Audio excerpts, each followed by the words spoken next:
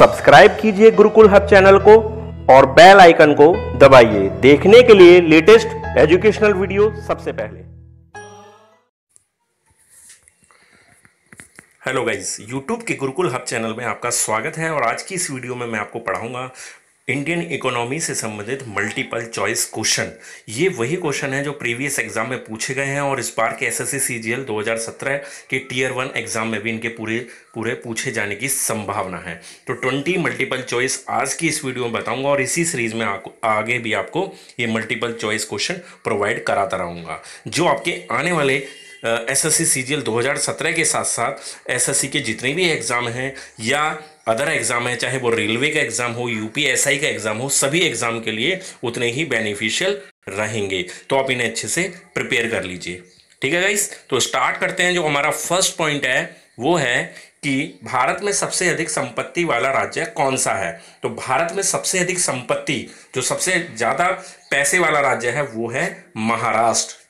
ठीक है, आगे बात करते हैं। भारत की कितने प्रतिशत आबादी कृषि उद्योग पर निर्भर है। भारत की कितने प्रतिशत आबादी, मतलब जो टोटल पॉपुलेशन है वो कृषि पर निर्भर है। तो कृषि पर जो निर्भर है वो है 58.9%।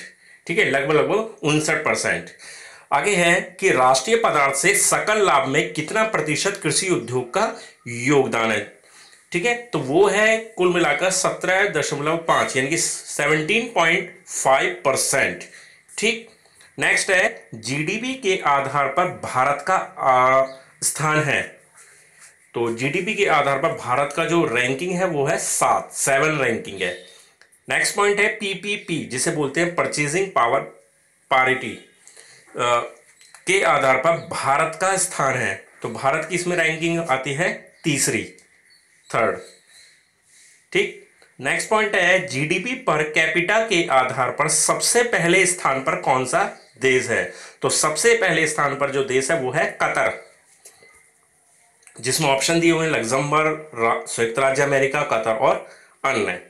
ठीक है, नेक्स्ट है भारत में उच्चतम मानव विकास सूचकांक, जिसको बोलते हैं HDI, किस राज्य में। जो हमें ऑप्शन दिए हुए हैं गुजरात, केरल, तमिलनाडु और महाराष्ट्र, जबकि हमारा राइट आंसर है वो है केरल। ठीक है, आगे चलते हैं। निम्न में से कौन से देश में मिश्रित अर्थव्यवस्था है, मिक्स्ड इकोनॉमी, कौन से देश में पाई जाती है। बहुत ही ज्यादा पॉपुलर क्वेश्चन है, लगभग हर ईयर में किसी ना किसी एग्जाम में निश्चित रूप से आ जाता है। ठीक है, तो ऑप्शन है अमेरिका, भारत, चीन, रूस। तो आंसर तो आप जानते हैं भारत होता है इसका आंसर। ठीक है, तो नेक्स्ट पॉइंट आता है कि आर्थिक क्रियाओं का उद्देश्य होता है। ऑप्शन है जीविकोपार्जन, मनोरंजन, सी ऑप्शन है ए और बी दोनों, या डी है इनमें से कोई नहीं। तो आर्थिक क्रियाओं का जो उद्देश्य होता है वो है हमारा जीविकोपार्जन। ठीक है, नेक्स्ट है जनसंख्या वृद्धि से आर्थिक विकास की गति पर क्या प्रभाव पड़ता है। सामान्य रहती है, तीव्र हो जाती है, मंद हो जाती है, या कुछ भी नहीं होता है। तो इसका आंसर जो होगा वो होगा सी ऑप्शन, मंद हो जाती है। नेक्स्ट है आर्थिक विकास की व्याख्या के विभिन्न आधार कौन कौन है। सकल राष्ट्रीय उत्पाद, प्रति व्यक्ति आय, आर्थिक कल्याण का आधार, या इनमें से सभी। तो आंसर यही है, इनमें से सभी। इसमें सकल राष्ट्रीय उत्पाद भी है, प्रति व्यक्ति आय भी होती है और आर्थिक कल्याण का आधार भी होता है।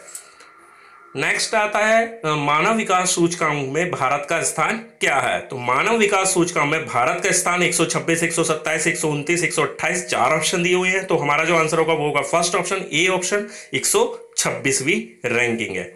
नेक्स्ट आता है कि पहला मानव विकास सूचकांक किस अर्थशास्त्री ने तैयार किया था। तो ऑप्शन है प्रोफेसर अमर्त्य सेन ने, महबूब उल हक ने, डॉक्टर मनमोहन सिंह ने, या इनमें से कोई नहीं। तो आंसर है बी ऑप्शन, महबूब उल हक ने। ठीक है, नेक्स्ट पॉइंट है निम्नलिखित में से प्राथमिक क्षेत्र किसे कहा जाता है। तो प्राथमिक क्षेत्र के लिए हमें ऑप्शन दिए हुए हैं, ए कृषि क्षेत्र को, सेवा क्षेत्र को, औद्योगिक क्षेत्र को, या इनमें से कोई नहीं। तो जो हमारा ऑप्शन है वो है ए कृषि क्षेत्र को। ठीक है, आगे है शिक्षक द्वारा अपने पुत्र को पढ़ाना कौन सी क्रिया है। तो ऑप्शन है अनार्थिक क्रिया, बी आर्थिक क्रिया, सी दोनों ही, या डी इनमें से कोई नहीं। तो शिक्षक द्वारा अपने पुत्र को पढ़ाने में दोनों ही क्रिया कार्य करती है, एक अनार्थिक क्रिया भी और एक आर्थिक क्रिया भी। नेक्स्ट है इनमें से कौन भारत सरकार का केंद्रीय बैंक है। तो ऑप्शन है cooperative bank, B Reserve Bank of India, C Central Bank of India, D State Bank of India. तो भारत सरकार का जो केंद्रीय बैंक है वो है reserve Bank of India, RBI. ठीक है, आगे चलते हैं। राष्ट्रीय विकास परिषद का अध्यक्ष कौन होता है? राष्ट्रीय विकास परिषद का अध्यक्ष भारत का प्रधानमंत्री होता है, जो इस वक्त नरेंद्र मोदी जी हैं। ठीक है, तो राष्ट्रीय विकास परिषद का अध्यक्ष भारत का प्रधानमंत्री होता है। किस आधुनिक यंत्र के आगमन के बाद सूचना, शिक्षा एवं ज्ञान सर्वसुलभ हो गया है? तो ऑप्शन है मोबाइल फोन, कैलकुलेटर, कंप्यूटर, या इनमें से कोई नहीं। तो राइट आंसर होगा वो होगा कंप्यूटर। नेक्स्ट है व्यावसायिक बैंक का राष्ट्रीयकरण कब किया गया था? 1975 में, 1966 में, 1969 में, या 1980 में? तो जो राइट आंसर है वो है उसका 1969 में। नेक्स्ट एंड लास्ट पॉइंट आता है, अंतरराष्ट्रीय व्यापार संबंधी नियमों को निर्धारित करने वाली संस्था कौन सी है? तो इसमें ऑप्शन दिए हुए हमें विश्व बैंक, IMA, ये IMA है। ठीक है, और नीचे है UNO और D, इनमें से कोई नहीं। तो जो हमारा राइट आंसर है अंतरराष्ट्रीय व्यापार संबंधी नियमों को निर्धारित करने वाली संस्था वो होती है विश्व बैंक। ठीक है गाइस, तो ये 20 most important multiple choice question है जो आपके आने वाले एग्जाम के लिए बेनिफिशियल रहेंगे। आप इन्हें अच्छे से तैयार कर लीजिए। आज की वीडियो बस आपको यही बताना है, इसी सीरीज में आगे भी वीडियो आती रहेंगी। ठीक है, अगर आपको आज की ये वीडियो अच्छी लगी हो तो प्लीज़ लाइक करें, शेयर करें, और आपने अभी तक हमारे चैनल को सब्सक्राइब नहीं किया है तो इसी तरह की वीडियो के लिए हमारे चैनल को सब्सक्राइब करें। उसके बाद घंटी के आइकन को भी दबाएं। उससे क्या होगा, जो भी हम वीडियो अपलोड करेंगे तो उसका नोटिफिकेशन आपको ऑटोमेटिक मिल जाएगा। धन्यवाद।